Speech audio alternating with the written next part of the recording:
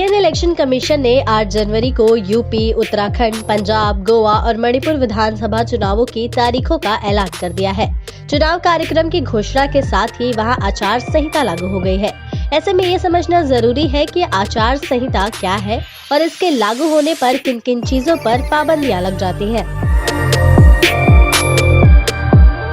देश में स्वतंत्र और निष्पक्ष चुनाव कराने के लिए चुनाव आयोग कुछ नियम बनाते हैं। इन्हीं नियमों को आचार संहिता कहते हैं। लोकसभा चुनावों के दौरान ये पूरे देश में, जबकि विधानसभा चुनावों के दौरान ये प्रदेश में लागू हो जाती हैं। चुनाव की तारीख जैसे ही अनाउंस होती है, वैसे ही आचार संहिता लागू हो जाती है और ये वोटिंग खत्म होने तक लागू रहती है।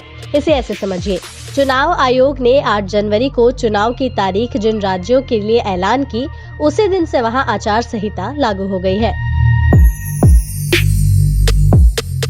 चुनाव आचार संहिता लागू होने के बाद कई और नियम भी लागू हो जाते हैं, जिनका उल्लंघन कोई भी राजनीतिक दल या नेता नहीं कर सकता। नियमों का उल्लंघन करने पर सजा का प्रावधान भी है और उम्मीदवार को चुनाव लड़ने से भी रोका जा सकता है। सार्वजनिक धन का इस्तेमाल किसी विशेष राजनीतिक दल या नेता को फायदा पहुंचाने वाले काम के लिए नहीं होगा। सरकारी गाड़ी, सरकारी विमान या सरकारी बंगले का इस्तेमाल चुनाव प्रचार के लिए नहीं किया जाएगा। किसी भी तरह की सरकारी घोषणा, लोकार्पण और शिलान्यास आदि नहीं होगा। किसी भी राजनीतिक दल, प्रत्याशी, राजनेता या समर्थकों को रैली करने से पहले पुलिस से अनुमति लेनी होगी। किसी भी चुनावी रैली में धर्म या जाति के नाम पर वोट नहीं मांगे जाएंगे।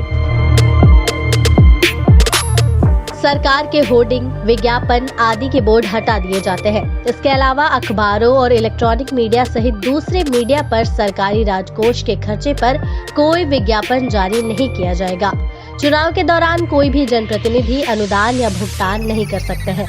कोई भी मंत्री किसी योजना की आधारशिला नहीं रखेंगे या सड़क बनवाने, पानी पीने की सुविधा उपलब्ध करवाने का भी कोई वायदा नहीं करेंगे। आदर्श आचार संहिता की मुख्य विशेषताएं ये तय करती हैं कि राजनीतिक दलों, चुनाव लड़ने वाले कैंडिडेट्स और सत्ताधारी दलों को चुनाव प्रक्रिया के दौरान कैसा व्यवहार करना चाहिए, यानी उनका सामान्य आचरण कैसा होगा।